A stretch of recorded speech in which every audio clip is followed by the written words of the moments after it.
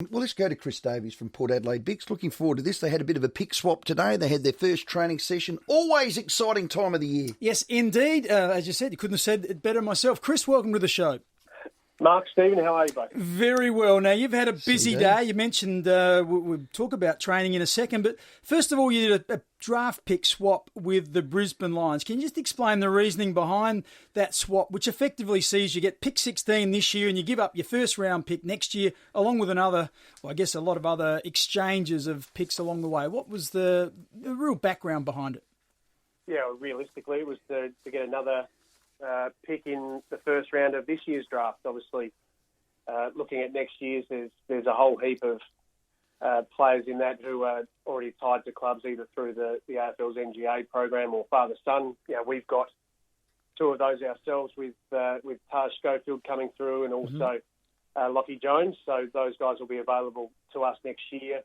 Really keen to have another pick in this year, and obviously, Mark, as you mentioned with the pick swaps, it also brings us in tighter to the first round. We don't have that pick 29 that we did have, which probably gives us a better opportunity also to match a bid for Jackson Mead if that comes after pick 18 as well. So looks like at the moment, obviously, we'll have 3 selections in the first round, and we've probably got enough points to look at Jackson later in the draft. Yeah, so just explain that for people that mightn't be across all the ins and outs of how the draft works.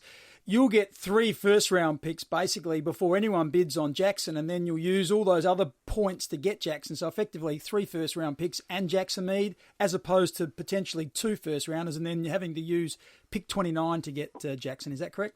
Yeah, exactly right. I mean, obviously, depends on where Jackson is bid for in the draft, but certainly that's one of the options that the club now has. And, having those 3 first-round picks at 12, 16 and 18, obviously similar picks to those that we got the boys at last year is, I think a really exciting, moment for the club to have the 3 guys that we brought in last year and then the potential to bring in 3 new players this year, is a good position to be in.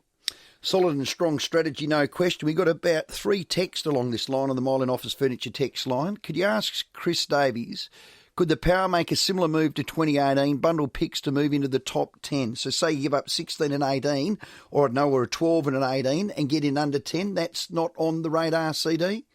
Look, I mean, I think right now I'd say that's less likely than likely, but at the same time, there's still potential for that. Obviously, we can still do pick swaps until Friday this week, and then potentially on draft night as well. So, I imagine that if any of those clubs in the top 10 were looking at moving back in the draft, that they would probably be coming to us first before they went to anyone else now. So, look, we'll be open to looking what it looks like, but I think right now it's more likely that we go in with those 3 picks.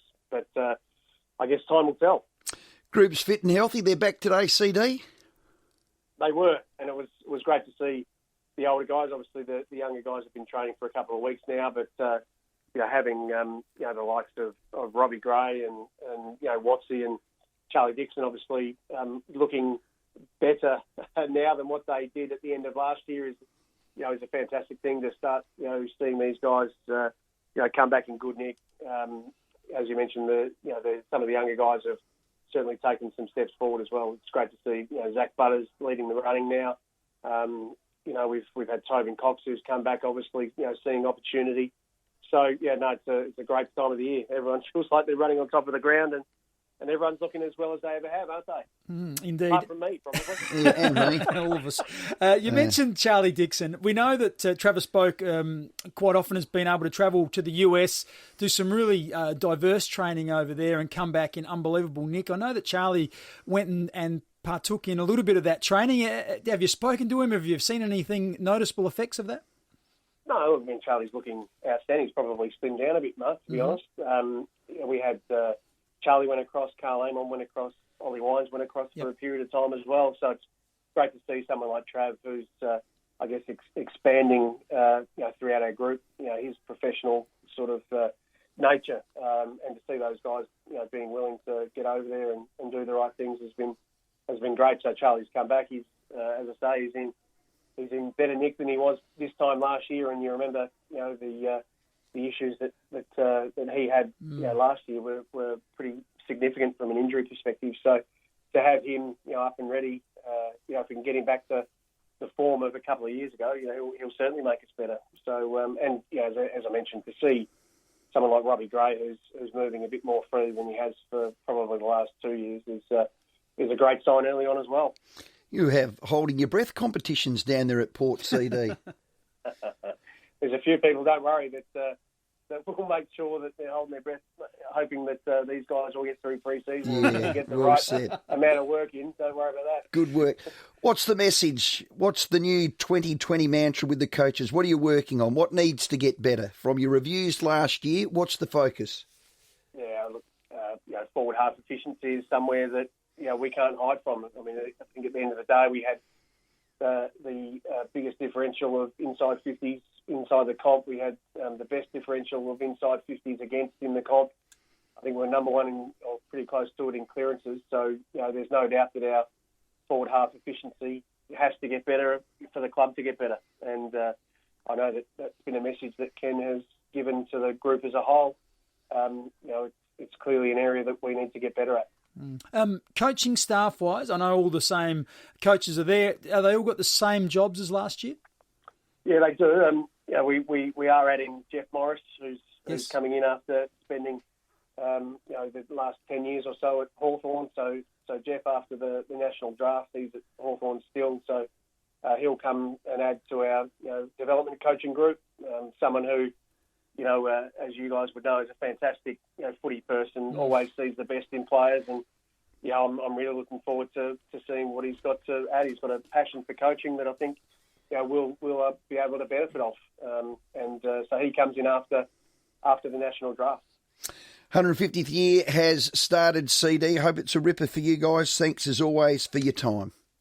Good on you guys. Thank you. Chris Davies, Port Adelaide football manager, GM. Yes.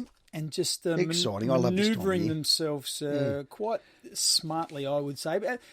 And once again, we don't know all the background, but we know that Jared Schofield's son Taj is a highly reputed player. He mentioned another one, sounds like from their academy. So potentially they feel like, well, we might have a lock on these young players next year, so we don't need our first round pick. We can just use points. Let's get someone in this year. So 3 first round picks is smart, and they could end up with Jackson Mead, say a Cozzy Pickett, a Will Dane, I don't know, someone else. Don't know if they're South Australians, though. Well, they don't have to be. I'm just giving you names that we know, Bix. But that sort of quality, all touted as first rounders, I think that's exceptional. They're in a very, very strong position. Indeed. They've really topped up on their top end talent over the last couple of years.